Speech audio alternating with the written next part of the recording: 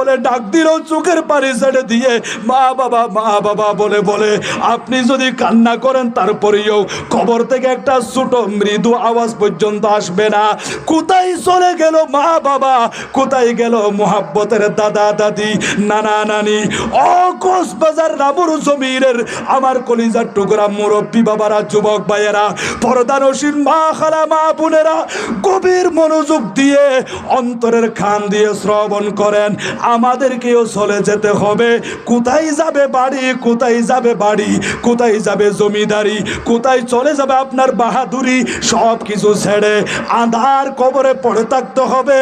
ও আল্লাহ, কয় বছর পর্যন্ত থাকতে হবে? আল্লাহ বলেন কুরআনুল কারীমের ভিতরে, ওয়া মিন ওয়ারাইহিম বারযাখুন ইলা ইয়াউমি ইউবআসুন।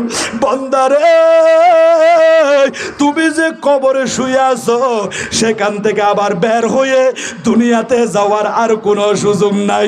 তোমার টাকা পয়সা, তোমার ধন সম্পদ, তোমার মাল সামান, তোমার আত্মীয় স্বজন ভাগ বটোয়ারা করে খেয়ে ফেলবে।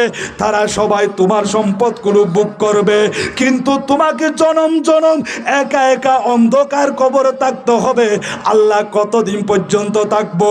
আল্লাহ বলেন ইলা ইয়াউমি ইউবআসুন, কিয়ামতে উঠা পর্যন্ত। ও বান্দা বান্দিনী, পুরুষ সমাজ, মহিলা সমাজ, মাইয়ফা মরদফা, ছোট বড় মাঝারি, যারা শুনতেছেন ওয়াজগুলো, দিলের খান দিয়ে শ্রবণ করেন।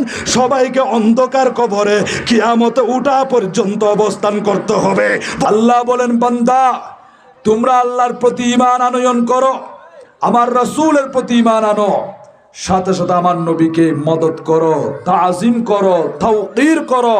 ওয়া তুওয়াক্কিরুহু, নবীকে তাওকীর করতে হবে, সম্মান করতে হবে, ইজ্জত করতে হবে। এরপরে বলতেছেন ওয়া তুসাব্বিহুহু বুকরাতাও ওয়া আসিলা, সকাল সন্ধ্যা তাসবিহ পাঠ করো, তার মানে আমল করো।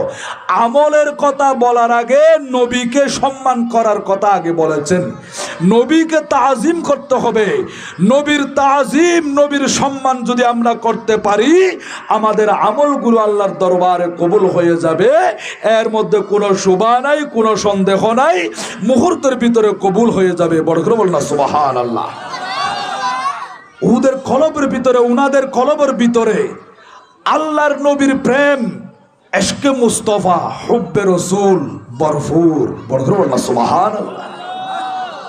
আমরা তো নবীর কথা বললে আমাদের চোখ দিয়ে পানি আসে না, কিন্তু হক্কানি উলামা ইকরাম, যারা আল্লাহর ওলি, নেককার বান্দা, আশিক রাসূল, নবীর কথা বলার সাথে সাথে